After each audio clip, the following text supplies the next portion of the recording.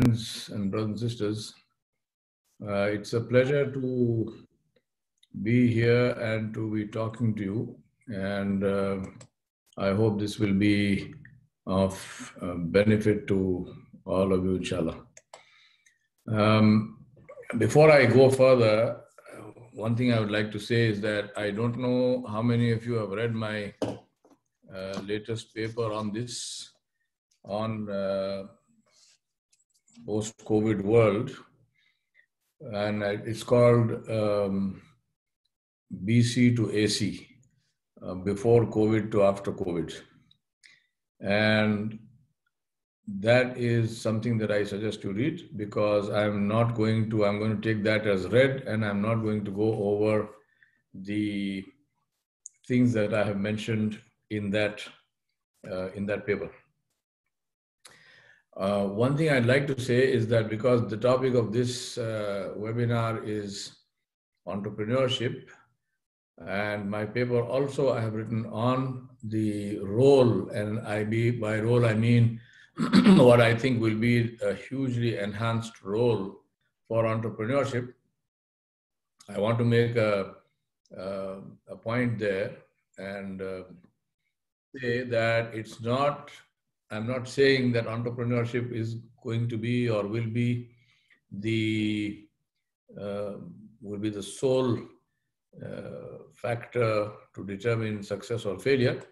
It will not be. It will be one of the major factors, but it will not be the sole factor. So there will be other factors which will come into play, and we need to also look at that. One of the other factors which will also come into play is the factor of education, how education is given, what education is given, and in education, the issue of teaching values as well as teaching skills, as compared with a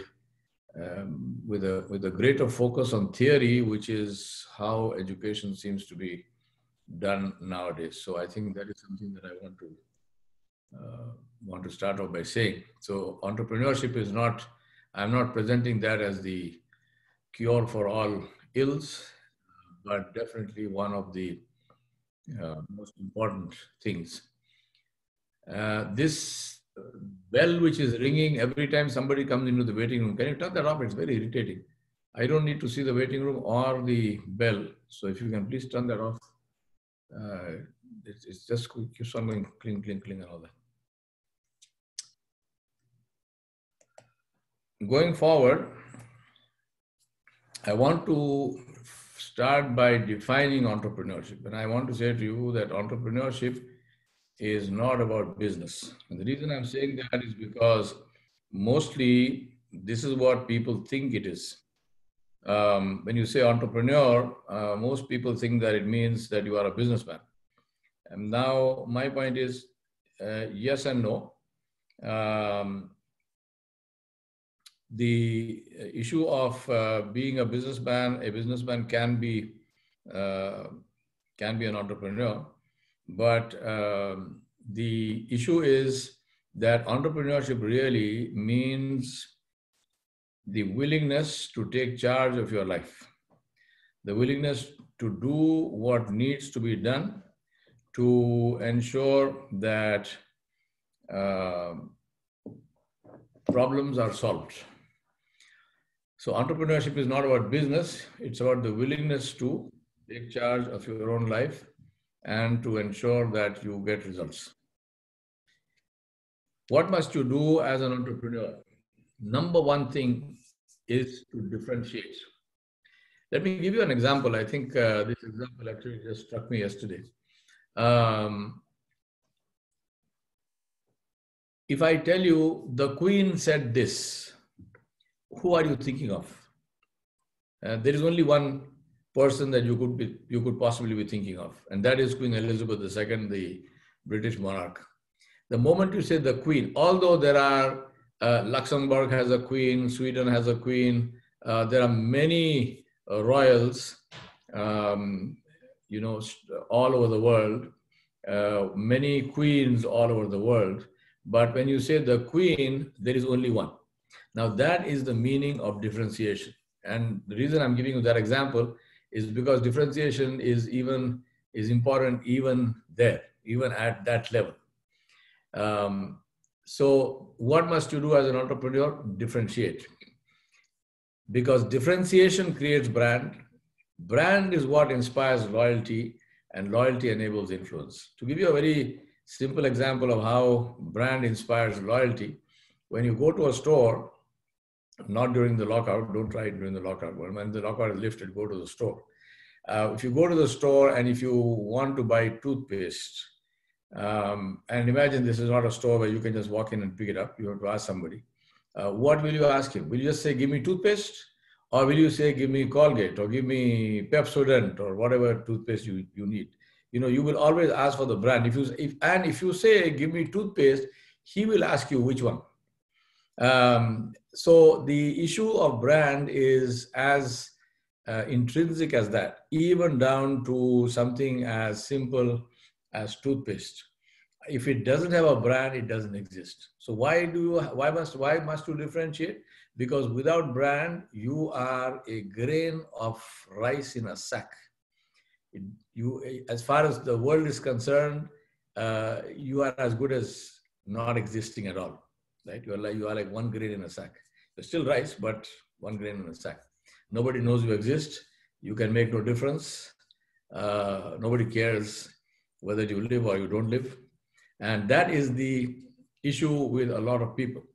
Now, let me give you a test to see whether you have an understanding of differentiate. If I ask you, please introduce yourself, what will you say? Now, most of you in this group that I know, I'm sure all of you will say, first you will say your name, and then you will say, I am an IT professional, right? Now that is like saying, I am toothpaste. You are an IT professional. What does that mean? You are one of like a billion people in the world. You're one grain of rice in a sack. That's what it means. Now you might say your name. Well, for a stranger, especially a stranger from a different culture, your name is about the most difficult thing for him to even hear, forget about remembering, right? So differentiation is absolutely critical. How do you check for differentiation? Just see how you introduce yourself. And thank you for turning off that bell. So if you get my point, then learn how to make an elevator speech. There is a video of mine teaching that on the website, on our YouTube channel. So do go there. Subscribe to that YouTube channel. It's Yawar Baig, what is it called? Yawar Baig Associates. Go to subscribe to that, and then you will get all the alerts for all the recordings of all the videos and so on that we put up there. So there is one there called Elevator Speech. Go and see that. Now, what must you do? There are 5 things that you need to do. In the post-COVID world, which is going to be hugely skewed towards entrepreneurship. And as I told you, my reasons for saying that, read the paper. But in that world, if you are an entrepreneur, you are likely to be very successful. But how will you become an entrepreneur? So first and foremost, assess your skills. The first skill you need is to identify a business opportunity. Sometimes that's called a problem, or rather most of the time. So look for so-called problems in your society, in your country, and see how you can solve them. The way you can solve those problems, if you can solve those problems, then you are going to become an entrepreneur. Second thing is, think about what you can do. I'm not talking about what you know, because this is how our education is skewed. You have a degree and you have this and you have that, you have a PhD. And if you say, what can you do? What you can do is very little in terms of hands and what you can do, in terms of your own skills. You can maybe run a meeting, you can maybe write a paper or something, but unless somebody can pay for it, you are not going, you will not earn anything from it. You can function in an organization. That is what you can do, because most of our education is focused to make you functional within a framework of an organization. Now, guess what? That is probably going to be denied to you going forward, because people have understood the value of working from home. They have understood the value of outsourcing. They have understood the value of entrepreneurship, of small businesses.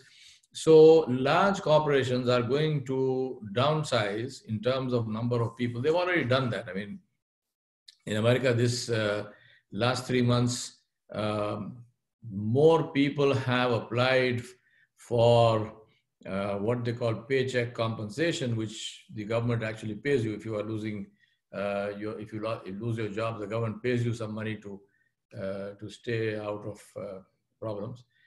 In America, more people have registered for that than at any time since the Great Depression in the 1930s. So this is happening already. So see what is it that you can do. And this is the link to education, where I said that in the future, education is going to be and should be focusing much more on vocational skills, on working with your hands, on applying your mind to actually creating products and services rather than purely theory. So that's bad news for MBA colleges. I think MBA colleges should be shut down anyway, but that's the that's a trend, right? Where you can, if you can't run a business, I mean, being an HR manager sounds nice, but that's what's the output of an HR manager, right? Whatever you do needs to translate into a measurable, meaning revenue figure.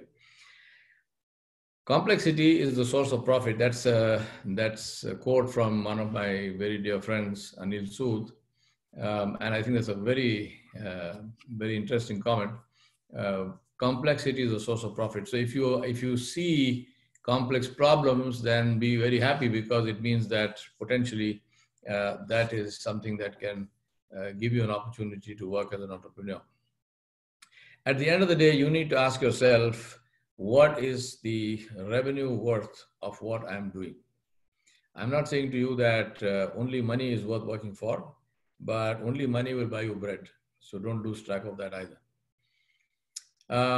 Critical to success, CTS reminders.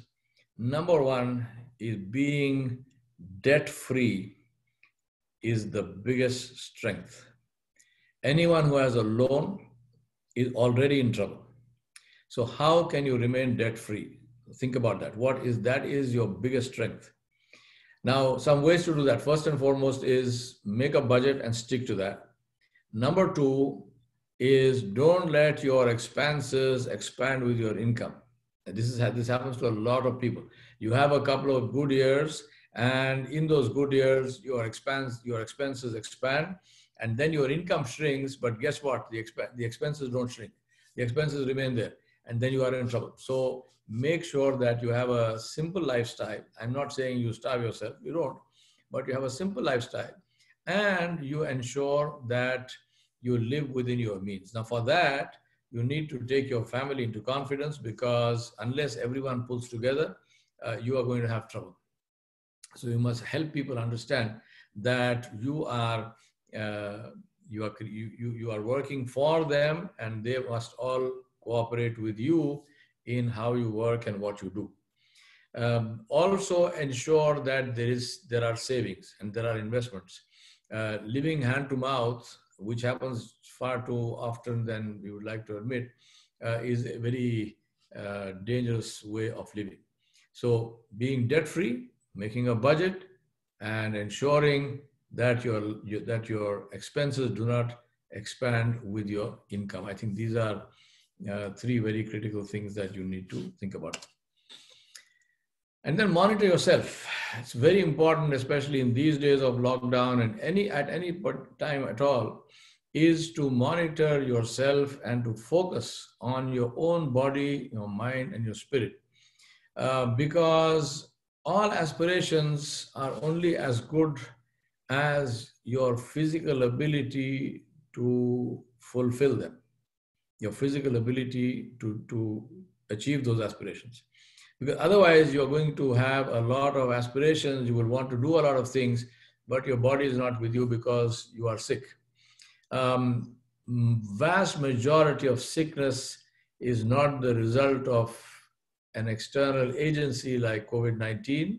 Vast amount of sickness is a result of lifestyle called Coke and Pepsi, and called maxing out on carbs and too much of sugars and a sedentary lifestyle, couch potatoes. All of this results in illness. It results in a body which doesn't work.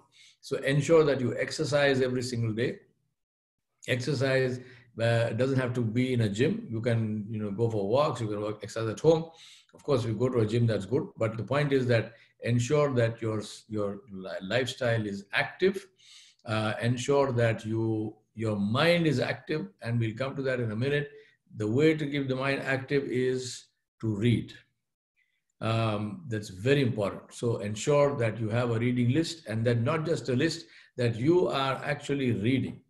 If I'm going to ask you, so let me prepare you in advance, and I'm going to ask you, what are the books that you have read in the last 3 months, right? If you can't answer that question, then there is something, seriously that you need to focus on.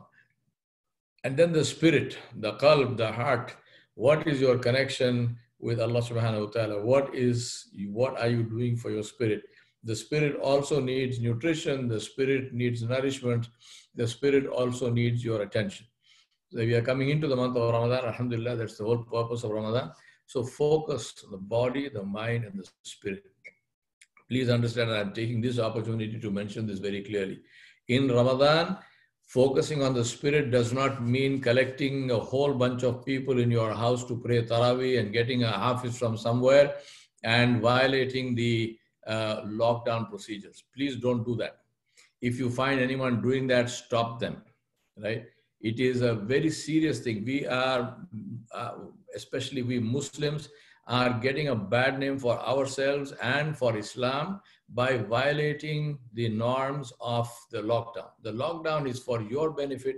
The lockdown is for the benefit of everyone in society. And as a Muslim, you are responsible for the benefit of others in society. By your action, if you endanger yourself or if you endanger anyone else in society, whether the government catches you or not, Allah subhanahu wa ta'ala is watching. Allah will catch you. Allah will hold you accountable, and if He doesn't forgive you, He will punish you. So that Taraweeh you are praying in your house, collecting a whole bunch of people and a hafiz from outside, they're coming and going and violating the lockdown norms. That Taraweeh is not acceptable before Allah subhanahu wa ta'ala. That Taraweeh is against the rules of Islam. So please don't even think about that. Right? The thought just came to me when I'm thinking about spiritual, sustenance. And so please understand, your spiritual sustenance consists of you staying in your house with your family members, meaning you, your wife, your husband, your children, or whoever elder stays in your house, not your whole Kumbha and Kabila, not your entire extended family, just those 5-6 people. You stay, you make zikr, you send durood on Nabi Sallallahu Alaihi Wasallam, you read a lot of Quran, you read Taraweeh, you can hold the Quran and read Taraweeh as the Imam. For someone to stand behind you and hold the Quran is not permissible, but for the Imam it is permissible in Nawafil. So for the Imam it is permissible to hold the Quran or to put it on a stand and to read Taraweeh. You lead Taraweeh or you read whichever surahs you know, but in your house, by yourself, no gatherings. Please understand this. Then discipline means when you wake up in the morning to make your bed, not leave clothes, the bed like, some, as if it's a garbage heap. Ensure that when you take your shoes off, you don't kick them off. You put them properly together in a stand. Same thing when you go to the masjid once the lockout is over. Dress for work. Just because you're working from home doesn't mean you lounge around in your night suit the whole day. No, dress for work. I dress like this. I've been working from home from 1994 onwards. And I dress, when I say like this, I don't wear the same thing every day, but I'm just saying that I dress for work. And I've been doing that from 1994 onwards. It just gives you more energy, more spirit, more ability, gets you to focus. Have a separate room in your house for your work, or if you live in a small apartment, have a spot where you have your desk and so on and so forth, and ensure that people in the family also understand that during those fixed working hours, you are not to be disturbed except in emergencies, right? Like just like they would not have called you if you were working in Microsoft or Accenture or something, they would not phone you and say, you know, this happened and whatnot. So similarly, let them not disturb you when you are working. So fixed hours, dress for work, cut out noise. Anything which does not add value is noise.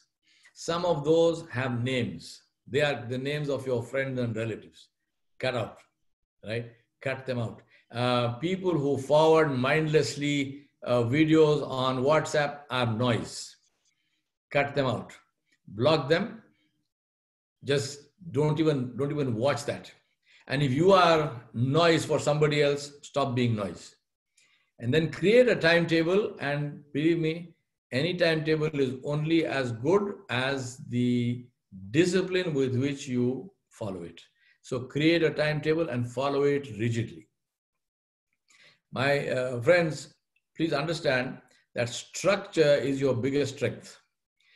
Without structure, you will never be successful, because if you don't have structure, then it means that you have no control over your own time. And if you do not have control over your time, you cannot succeed. So make sure that your life is structured, because that will free up your time to do things which are truly productive. And since we are talking about entrepreneurship, then things which are beneficial for you, both materially as well as in other ways. Then very important, expand your circle of influence. The more people who know you, the more recognizable you are, the more brand you have, the more your ability to influence directly or indirectly. Now, directly influencing people where you have some level of control, but indirectly influencing is like, for example, what I'm doing now. I am trying to indirectly influence a whole bunch of people all over the world. And right now from this counter, I see we have 129 participants and 2 people are waiting. So we'll have 131. And then each of those has the power to do something somewhere. Most of them I don't even know, but I don't need to know. If they take my ideas and use them somewhere, then this is indirect influence. So direct or indirect. How do you do that? By participating, by volunteering, and by helping others. If I wanted to spend my day to day lying in bed, there's no one to stop me. But then I would not be able to influence anybody. So I get up, I come here, I speak to you. And if I was charging you a fee to speak to you, probably you would not ask me to speak to you, because this is the reality of life. Nobody wants to pay for benefit, right? So I say, no problem. I don't need your money. Let me speak to you for free, because my personal and private and my primary goal is to influence. So do whatever it takes to influence, because that is how you expand your circle of influence. Very important is to communicate, and communicate at all levels, meaning by speaking, by writing. I have written 39 books. The 40th one will be published, inshallah, before the end of Ramadan, depending on what my trusted right hand and my trusted left hand do. But inshallah, that will be the 40th book. Alhamdulillah, I've got 4 blogs. Those of you who read have read them. I speak at different fora across the world. Communicate. There's no such thing as over communication. I mean, in the slide you see the word over communicate, but that's just to emphasize the point. Have an abundance mindset. You know, I share my not just my knowledge. I mean, when I'm speaking, I'm sharing my knowledge. I even share my slide decks. Most of my books, which are on Amazon, are free. Now, all of these things, why do I do that? because that is a way of, because that's a way of increasing the circle of influence. If you give things away, right, then people come for them and then they are influenced by that. The only people I don't give things for free are people who come with the expectation. Right? There was somebody who sent me an email saying, I want you to be my mentor, but I hope you are not one of those who will charge money for it. I want you to share your life experience with me for free. I may give you some token. Believe me, this is the actual email which I received. I may give you some token, but I'm not interested if you are going to charge me a fee. Right? I think this is a mixed forum. We have ladies and men together here, so I will not tell you what I wanted to say to him. But my point is that freeloaders like that who don't want to work, who don't want to make the effort to learn, and who say, well, abundance mindset means just give it to me. I don't give. And believe me, there is also another reason, because people like that, even if they get it for free, they won't know what to do with it. They can't do anything with it. For example, a lot of my slide decks are on what's it called, SlideShare, right?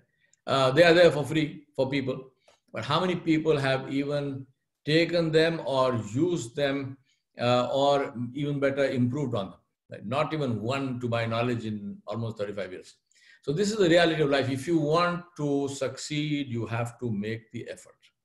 And then, of course, there will be people like me who will help you. But the point is, the primary effort has to come from you.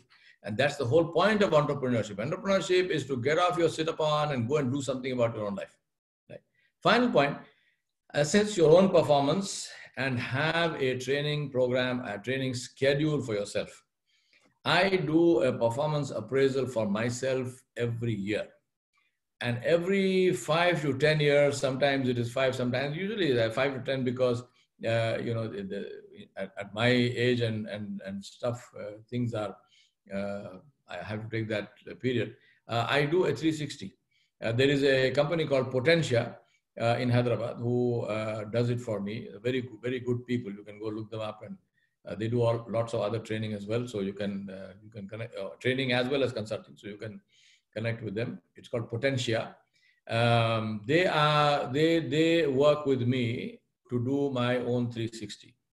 I don't need to do any of that, because when I do this, I'm not, I don't work for anybody. So there's no one asking me or demanding this. If I want to give myself an increment, I can. But the point I'm saying is that the reason I do that is because I want to know how I am doing in my profession and in the community that I work with, meaning the community of leadership trainers, the community of mentors, and the community of life coaches. So I need to know how I'm doing in comparison to others, as well as myself. Now, you might say, well, what's the benefit of that? The benefit of that is that I've seen in some cases, not too many times, I think it's happened about maybe two times or 3 times in my entire career, when somebody said to me, when I've quoted for a project, they said to me, but so-and-so charges less than you. So I tell them, here is my 360-degree appraisal. Ask him or her for their 360-degree appraisal and compare the two. Right? As simple as that. So also with the training schedule, I say to them that in the last 12 months, this is what I have done to train myself, and this is the amount of money I have spent on myself to train myself. Ask the other person to give you their training schedule and see what they have done. I've never lost a business contract on this basis. When you are an entrepreneur, you are the product, you are the service, you are the brand, right? So leverage that. If you are not spending on yourself, it is like an organization which does not spend on its own development. You know what happens to that. Same thing will happen to you. Remember that the whole excitement of entrepreneurship is that there are no certain answers. And therefore, we need to accept ambiguity. Looking for certain answers makes you vulnerable to all kinds of con artists who will provide for you what they call certain answers. They will say, do this and this will happen. And you will become very prosperous and very profitable. And this will happen, that will happen. Nothing will happen. They also don't know what they are doing. All they know is that you are somebody who is willing to pay them for that, so they give you an answer. So don't do that. Second thing is that if you are not comfortable with ambiguity, if you don't accept the fact that there are going to be things which are unknown, then you are going to become more and more and more anxious. And that kind of anxiety does not help. So accept ambiguity. Number two, and before that, the way to accept ambiguity is to do two things, is to ensure that you do all that needs to be done. Be firm in doing what you need to do, and then connect with Allah subhanahu wa ta'ala and have tawakkul on Allah. Have trust and reliance on Allah subhanahu wa ta'ala. That is the way to deal with ambiguity. Second one is learn on the job. Everyone but everyone needs to learn. Learning opportunities are like air. They're there for you to breathe. But all the air in the world won't help you if you have stopped breathing. Nobody is born with exposure. Exposure comes by looking for it, by learning, by training. One of the most critical things that you need as an entrepreneur is presentation skills. I'm amazed at the number of people whose presentation skills are like the presentation skills of a porcupine, right? Completely worthless. They only poke people. They only set people off. Or they are presentation skills where the moment you open your mouth, 10 seconds later, people have gone to sleep. And you know why? Because you have not learned how to make business presentations. Once again, go to our channel, Yawar, Baig and Associates. There is a whole training course on presentation skills. Take that course. If you are serious about being an entrepreneur, and if you think you are a great presenter and you are not, then you are dead already. Because when you go to present your great business idea to a VC or something like that, it's not going to work. I worked with VCs from 1997 onwards, right? And you know what they all tell me? They all have told me that we don't even listen to the idea being presented. We look at how it is being presented. He said, we have heard these ideas. We have heard all of these dreams of entrepreneurs. There are a dime a dozen because they come to us for money. So we've heard them. We want to see the person. And if that person does not give us confidence, they say, I will not put a single cent. I won't put $1 on that for love of money, because that thing is not going to fly. Because if that person has not learned how to make a high impact presentation, it means that that person is not serious about his own work. And if he's not serious, why would I put money behind that? So learn to make good business presentations. I'm making this a very important point, so do think about that. Number 3 is take risk. Learn to take risk. Taking risk means, it doesn't mean putting everything behind something. It means assessing the risk.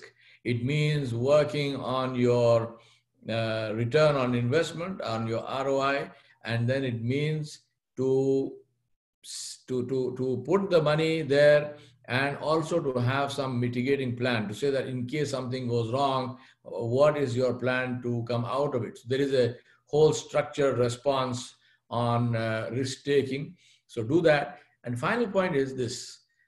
Just as I said, stop looking for certain answers. For an entrepreneur, stop looking also for a so-called destination.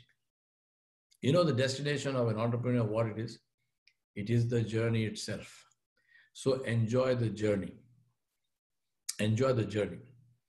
For an entrepreneur, being an entrepreneur is the goal. That is the destination. So enjoy that.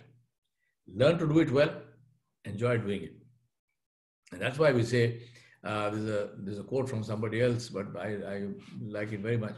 He said, nobody knows the best that they can do. You know, when you know that you can do more than you ever thought before, is when you get hardship, is when you face hardship. And then you find yourself doing things that you had never done before. And this is the benefit of hardship, because it teaches you that you can be better than what you thought you can be. Let me talk to you about a primary entrepreneur. This company started in 1938 as a grocery shop. And then in 1940, they stopped selling groceries. They went into the manufacture and selling of noodles. In 1940, they left noodles. They started producing sugar.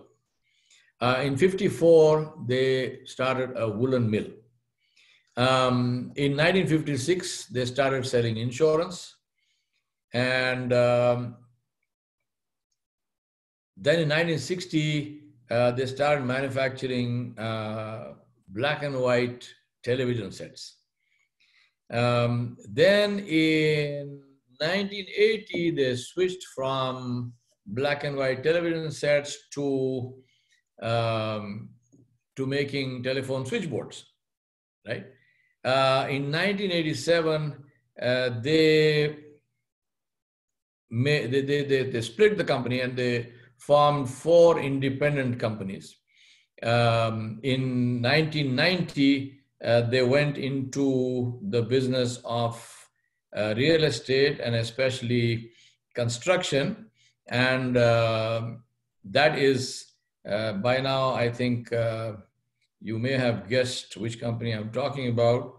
But just in case you didn't, they built the Petronas Towers in KL, and they built the Taipei 101 Tower in Taiwan. In 1993, they sold off their subsidiaries, and they consolidated their business, and they merged together. In 1995, they started producing flat screen TVs. And in 2016, they became the world's largest smartphone manufacturer. In that year, they produced twice the number of smartphones as Apple. So what company is that? That is Samsung. Now, what is it that we are learning from this? We are learning from this that the purpose of entrepreneurship is to be in business. And that's why I say to you that as an entrepreneur, everything is flexible except values. Anyone who's flexible on values is corrupt. Don't deal with them. But as long as you are rigid and as long as you are sure and confident of your values, everything else is flexible. You might be an advocate or lawyer one day, and next day you might be driving a Uber cab. No problem. There is dignity in labor. There is no dignity in lying and stealing. There is dignity in working hard. There is dignity in working honestly and with integrity. So everything is flexible for an entrepreneur except values. Be clear in your mind about that. Don't get stuck into one kind of business alone. It doesn't matter what the business is. Everything adds value. As you go forward, you find that you are doing different kinds of things, and each one teaches you. Those of you who have read my book, It's My Life, you will see that in my life. I've done many, many, many different things. And from every one of those things, I have learned. And all of that learning is my capital in whatever it is that I'm doing at that moment.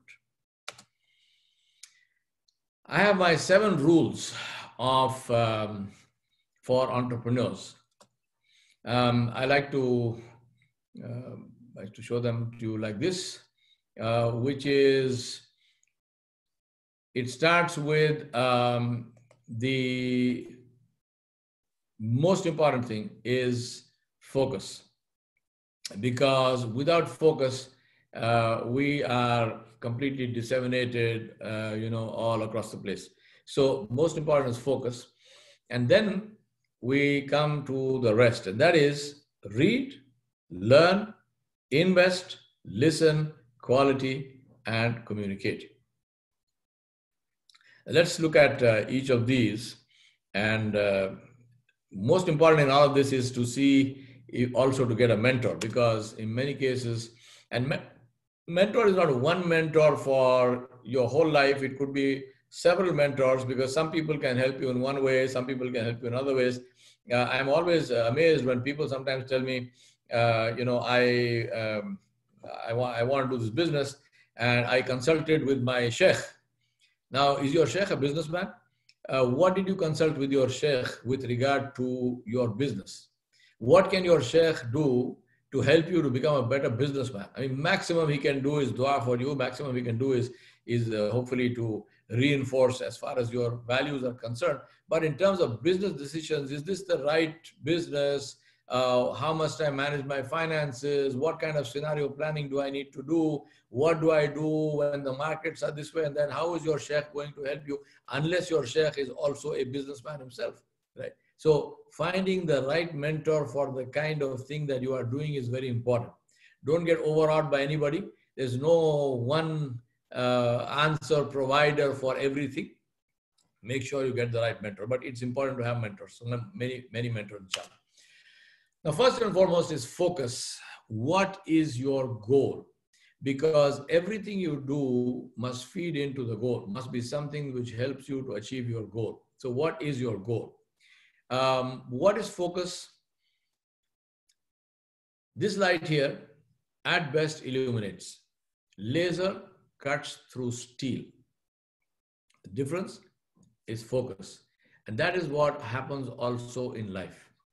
What is your goal? Focus on that.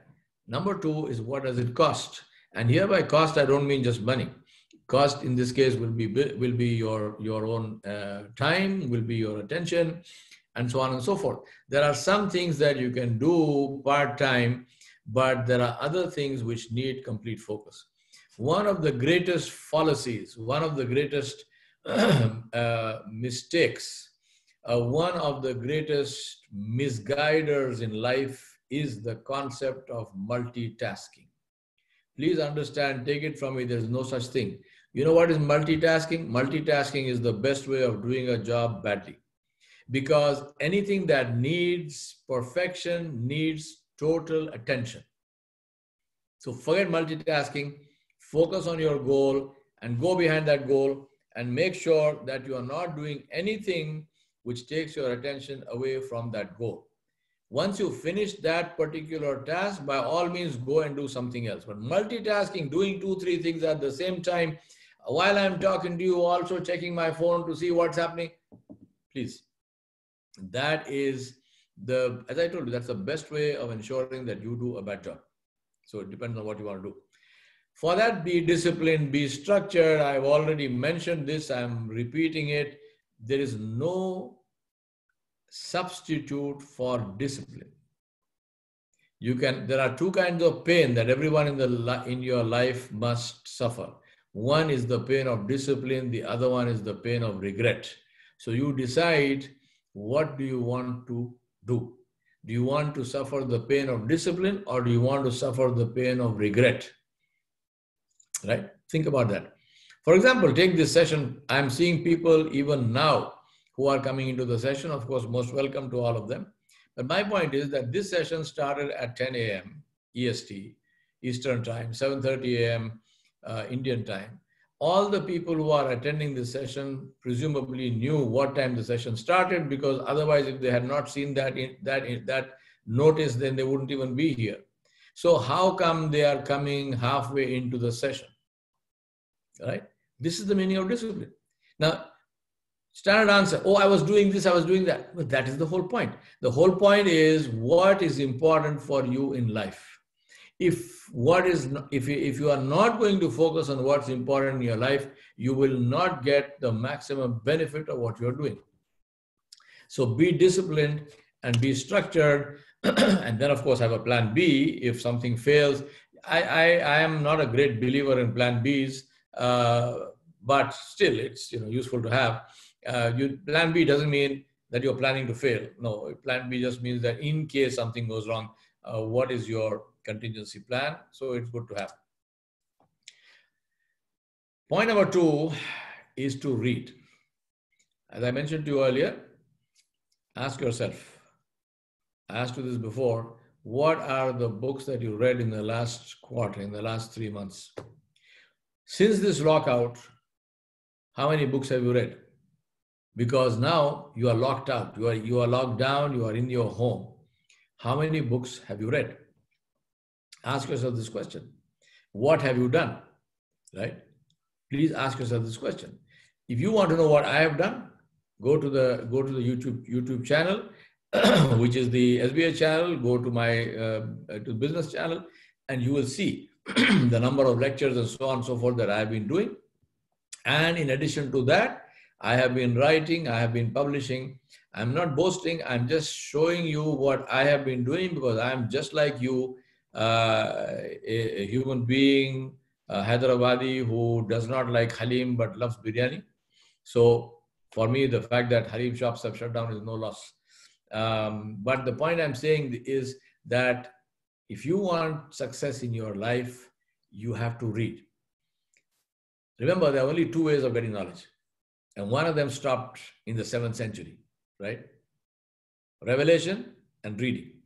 The revelation stopped in the 7th century, so you're not going to get that back. So what must you do? Read. I don't care what you read, as long as you read. And then once you have got into the habit of reading, you enjoy reading, then also focus that reading on things which are going to be beneficial for you, especially since we are talking about entrepreneurship, things which are of professional value and so on and so forth. But read. And when you read, I just don't mean simply read and put away. No. Read and then write a review of what you have read. Not necessarily publish it. Write it for yourself and say, what did I get out of this book? For example, my book, on which is called An Entrepreneur's Diary, which is up there on your screen. That is my journey, my life journey as an entrepreneur. So if you read that book, and you should read that book, then say, what did I get out of this book? What are the things that I have learned, things that I can do, things that I have been doing which I should not be doing, things that I have been doing which are good for me, and so I'm going to do them now more consciously. Write those things down. That is the meaning of discipline with regard to reading and learning. And this applies, of course, to any kind of book that you read. So read consciously with the aim of getting value out of that. Knowledge is a competitive advantage. You can never beat somebody who knows more than you. So make sure that in your circle that you are at least in the top of the people who know, number one. Number two, knowledge helps you to understand your place in time and space, where I am now, and compared to similar times in the past. Now, why that is important is because a lot of people, for example, in this COVID-19 are panicking, and they are, they're going berserk, and they are acting as if there is, some COVID thing which is going buzz around their head or something. But think about that. What do you think the people in Baghdad were thinking when Hulegu Khan's army was besieging them? The city was surrounded, and they were before them, right? That also was a threat. What was happening there compared to COVID-19, which we are facing? We must take precautions by all means, but that does not mean there is a difference between being careful and being paranoid. Now that happens because you have no perspective. How will you get perspective? By reading, by understanding, by looking at things and saying, all right, so I have a difficulty now, but there have been people in the world who have faced much more difficult things, far more critical things. And they came out of that well and alive, alhamdulillah. And so inshallah, so will I. And that's why, and that is what keeps you away from depression. That's what keeps you away from despair and from panic and from paranoia. So reading is extremely important. Knowledge is the only thing which increases with sharing. Everything else, if I give it to you, I have less. But with knowledge, the more I give, the more I have.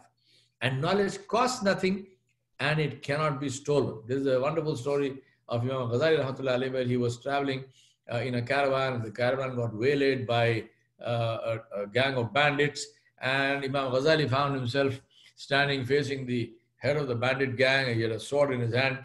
So Imam Ghazali said to him, please take my money, whatever you like, But in this, he had the panniers on his mount.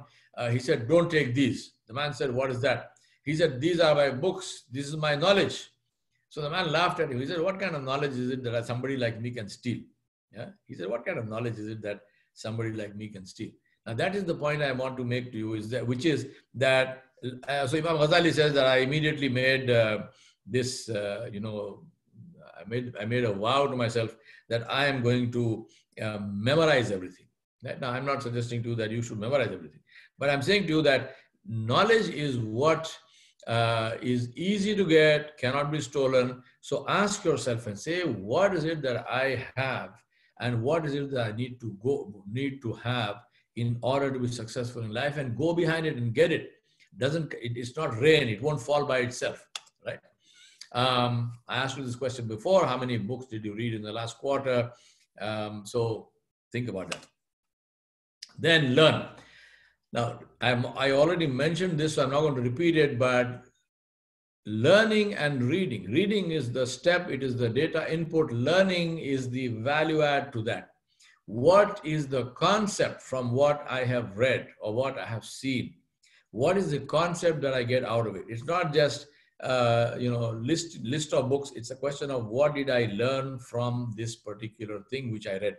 Now, that is the most important thing to do, and that's why I talk about conceptualization. David Cobb, the guy who invented the model of adult learning, he talks about this matter of learning, where he says, he calls it, it's like a diamond like this. On the top, he calls it concrete experience. Here on the right, he says reflective observation. And down here, he says abstract conceptualization. And then up here, he says active experimentation. Concrete experience, reflective observation, abstract conceptualization, active experience. He says if you do that perfectly, then you have a diamond, you have a kite which will fly. So we need to have this thing to say, what is my experience in life? How do I get this experience? What did I learn from it? If I read a book, what did I get out of this book? And so on.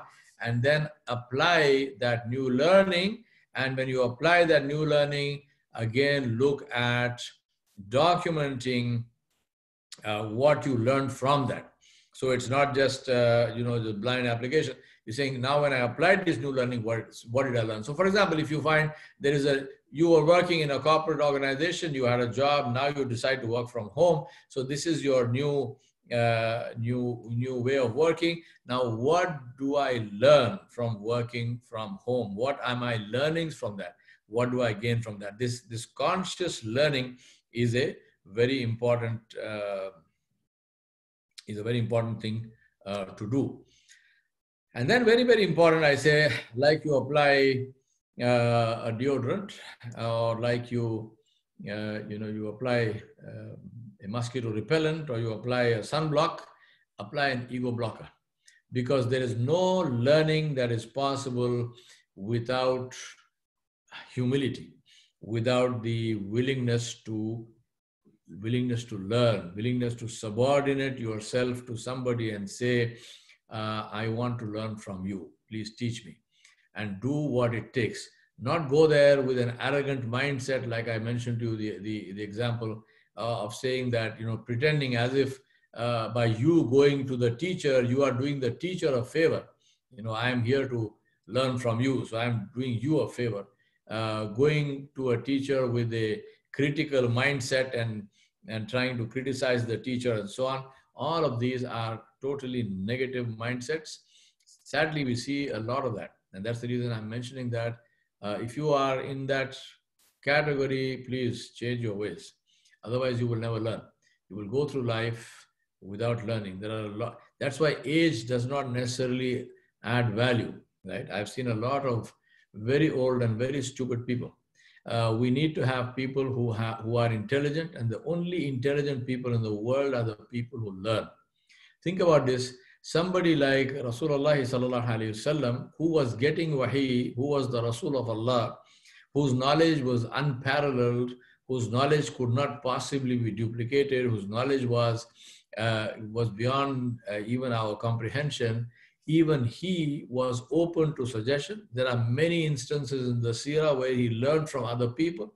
He changed his opinion based on the opinion of somebody else. And who is that somebody else? Whoever it is somebody who is lower than him in status, because they are not the Rasul, they are not the Prophet of Allah. There is somebody who's not getting revelation, whereas he was getting revelation. That somebody is not the head of state, that somebody is not the commander-in-chief of the army, that somebody is not the Imam ul-Anbiya, yet he took advice and he took suggestions from those people, and he changed his opinion and he changed his decision at more than one time, in more than one ways. Now, if Rasulullah had that humility, you ask yourself, how come you don't have that, if you don't have that? So think about that. And whether you have humility or not, you won't know, ask somebody else. Because every arrogant person thinks that he is the most humble. Think about this. Imam Ibn Taymiyyah rahmatullah said, the one who uses this term, and I'm sure many of you have heard this and many of you use it also. Anyone who says, in my humble opinion, is being arrogant. Imam Ibn Taymiyyah rahmatullah said, anyone who says, in my humble opinion, is not being humble. He is being arrogant. What is the meaning of humble opinion? Just say, I even say saying in my opinion itself is redundant, because when you open your mouth, what is coming out? Your opinion. What else? Right? So if you need to say something, just say it. Even saying in my opinion has no meaning, but okay, so you want to say in my opinion, meaning that what you are saying is your opinion and not somebody else's. But in my what's humble opinion? So this is the whole issue of the ego blocker, even more important than a deodorant. Then invest in yourself. For that, work hard. Believe me, no one achieved anything by being flat on the bed, fast asleep. No one achieved anything with that, right? So you need to wake up, and just waking up is not enough. You have to also get out of bed. We like to talk about that. We say, oh, these people are asleep. This Muslim Ummah is asleep. We need to wake them up. No, they're not asleep. They are in bed, right? They are in bed. They are awake, but they are in bed. You need to kick them out of bed. People who are just lying in bed, they need to get kicked out of bed. Because unless you get kicked out of bed, you're not doing anything. So it's very important. Just being awake is not enough. Wake up and get out of bed and do something with your life. And that's called investment. Invest in your own learning, invest in your body, invest in your mind, invest in your spirit, invest in yourself. Be passionate about your goal. I have worked for my whole life, right? I work 18 hours a day, 16 to 18 hours. When I have a holiday, I work 16 hours. This I have done my whole life. I do it till today. And wallahu alam, I will probably do it till the day I go into my grave, right? Now, why? Because I love doing it. Because I love doing it. And that's the only way to achieve something, to be passionate about your goal. And if you find that you are doing something where there is no passion, there is no energy, stop doing it. Do yourself a favor, do everyone else a favor, get out of that. Don't do it. Because you're wasting your time and you're wasting everybody else's time. Get out. Very important also, invest in your family. And by that, I don't just mean give them money. Of course, you must give them money as well. But invest in them, meaning take them on board, share with them, take them into your confidence, help them understand what you are doing and why that's important for them. Believe me, I thought of becoming a leadership trainer in 1983. From 1983 to 1994, I worked without a single day's vacation. In 1985, I got married. 1 month after that, I went off to the IMA for my executive MBA, and I was away for months. My wife was with her parents in the UK, right? That's 1 month after getting married. I had no money to pay for the fees of IMA because the executive MBA fee was the equivalent of the 2-year MBA program, the PGDM program. And I didn't have money, so I sold my car and I borrowed money. I took a loan from my company, which I had to pay back over 3 years and write a 3-year bond for that. Go read my book. It's my life. Why did I do that? Who was forcing me? I had a good job as a plantation manager. At that time, I retained the job. My company gave me the leave to do the MBA, the executive MBA. They gave me that period off as leave without pay. But they didn't kick me out of the company, which means that they had value for me as a manager. They said, come back. It was stingy of them to deny me pay, but sure, that's the price you pay, right? Now people make all kinds of excuses. When you tell them, work hard, do something. Oh, I don't have this, I don't have that. Tell me, I had nothing. Alhamdulillah, except complete single-minded passion. I have to do this. And Alhamdulillah, I was successful. Was it painless? It wasn't. It was very painful. There were times when I wept tears, but I never changed my goal. I wept tears because it eases the heart. That's it. And then what do? You go wash your face and you go to the gym, you exercise, because exercising gives you energy. Right? You make ruju ilallah, you ask Allah subhanahu wa ta'ala for help and you continue. So take your family on board. All of this period, I didn't take any vacation. I didn't spend 1 cent on anything other than books and traveling to places to learn how to train from trainers, because there's no course on training. Till today, there's no course on training. I did all of that. Guess who was my biggest supporter? My wife. I'm not saying this to make her happy. She's not even listening to this. She won't even see this. I'm saying this because that is the truth and Allah knows. Without her 100% support, there is no way that I would have done what I did. Alhamdulillah, I had her support because she understood what I was doing. She supported me in my passion. And as we say, the rest is history. So forget sacrifice, think investment. Sacrifice is what the tandoori chicken does for you. It loses its life and you get to eat. Investment, because anything that we spend on ourselves, whether it is time, whether it's money, whether it's energy, whether it is mind share, is benefiting us. And the return that you will get from it is way, way, way more than what you spend on it. So think investment always. Then listen, very important, listen and listen to feedback. Ask people for feedback, seek feedback. Don't just say, well, I will listen to it when it comes. No, you go actively seek feedback. As I told you, what is a 360-degree appraisal, which I do? Feedback, right? That's the feedback from around my entire constituency in every aspect of my life. So 360-degree appraisal is a very good way, but even if you don't go there, talk to people, seek feedback, don't justify. Don't tell them, no, but this is what was happening. Well, I didn't mean that. Well, excuse me. That is how you came across. Period. Think about it like this. If you stand and look at your face in the mirror and you don't like what you see, what must you do? Will you talk to the mirror and say, you know what? The reason my beard is like this is because of this. The mirror doesn't care, man. The mirror is only reflecting what is in front of it. Treat feedback like that. The feedback reflects what's in front of it. Now what you do is you go and change. You don't like the way your beard is, go change that. Go comb it and so on and so forth. Right? Similarly for anything else. So be humble, seek feedback, listen carefully, don't argue, don't justify, don't try to. Somebody who's giving you feedback is already doing you a favor by doing a mind share with you about how you come across. And believe me, just like you cannot see your face unless there is a mirror, you cannot know how you come across to the world unless you take feedback. So don't argue with them, listen, thank them, go and decide what you want to do with that information. Understand and don't get critical. Believe me, as somebody said, you have 2 ears and 1 mouth for a reason. Keep the mouth shut. Listen with both the ears. Then quality. I already talked about integrity. I'm talking about quality and integrity. These are the 2 pillars of any life which determine the worth of that life.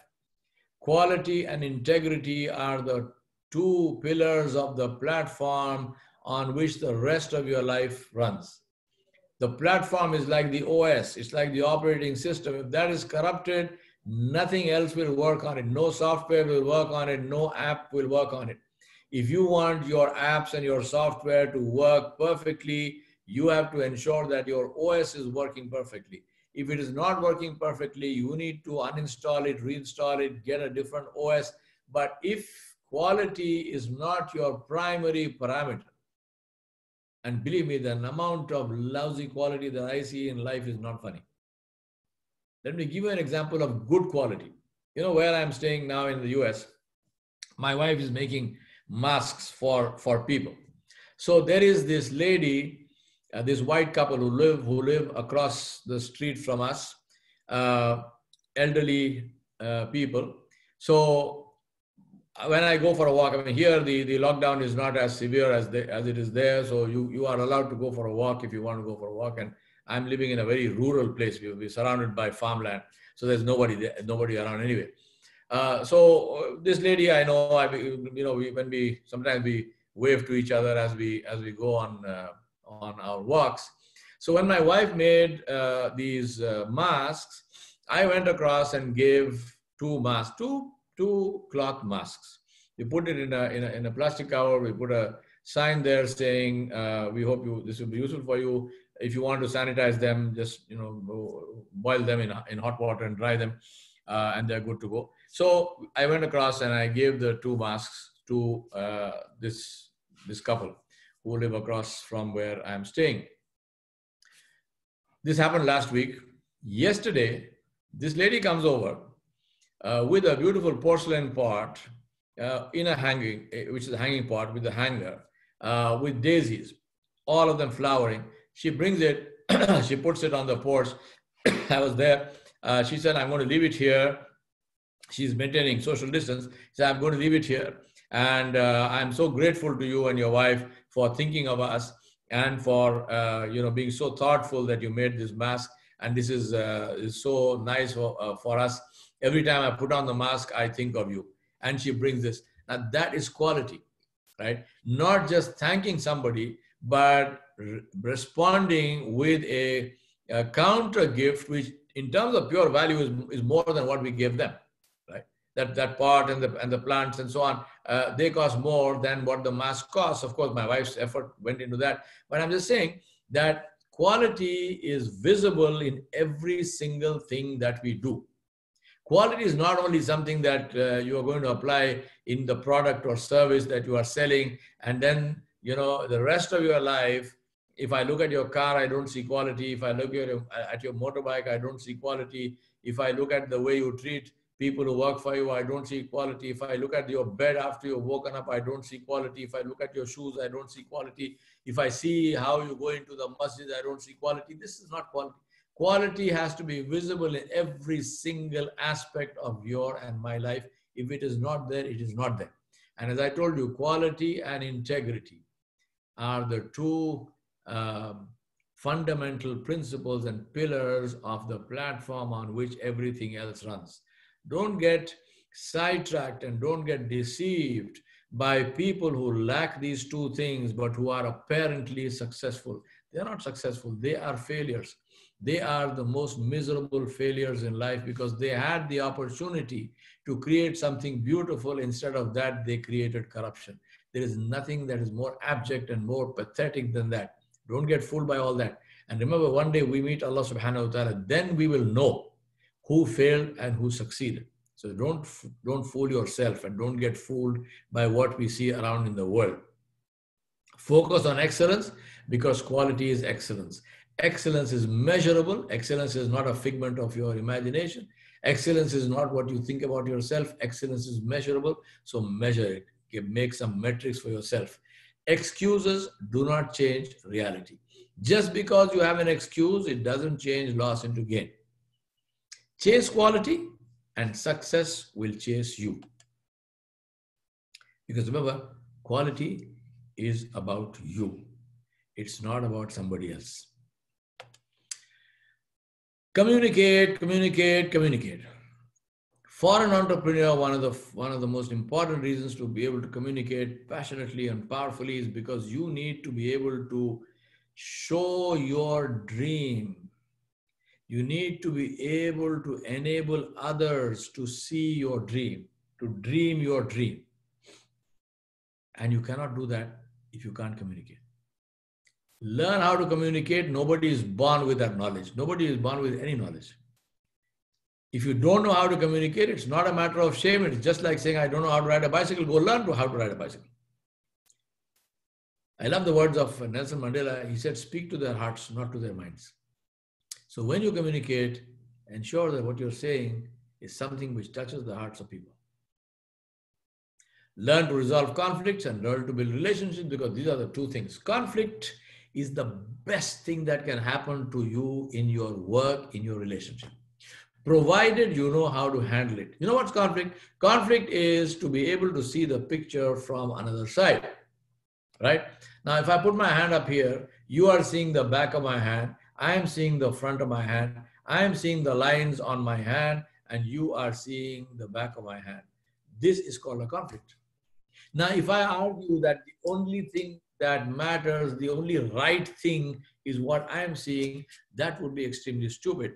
Also, it is something which will prevent me from benefiting from your side of the picture, from your side of the story. So conflict means to be able to put people together, and instead of me versus you, it is me plus you versus the problem.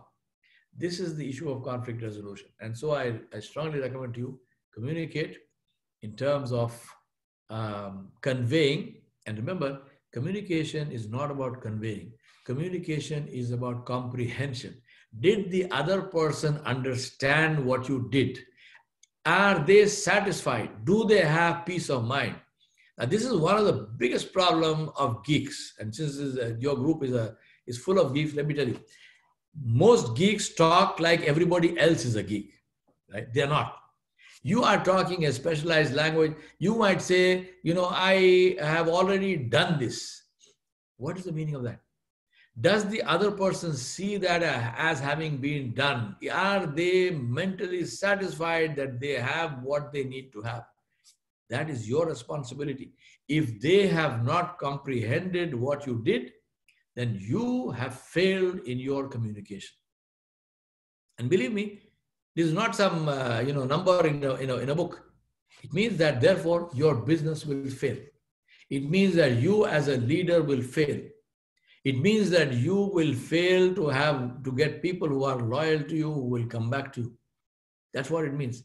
It will hurt in your pocket. Comprehension. Communication means to ensure that the other person has understood and that they are satisfied. It's not just about going chaka chaka chaka and saying what you know. Have they understood? Are they satisfied? Only then is your communication complete. I mentioned about resolving conflicts. Last one, build relationships. And the most important thing to build a relationship is forgiveness. The ability and the willingness to forgive. Without that, you cannot have a relationship. Every single relationship needs forgiveness.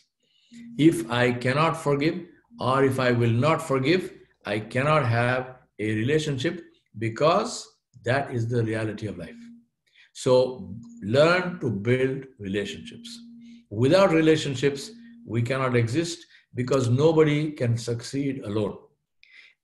Anyone who is anything anyone who succeeded in life, any highly successful person, always had a team of people with him or her who supported them, because they had those relationships.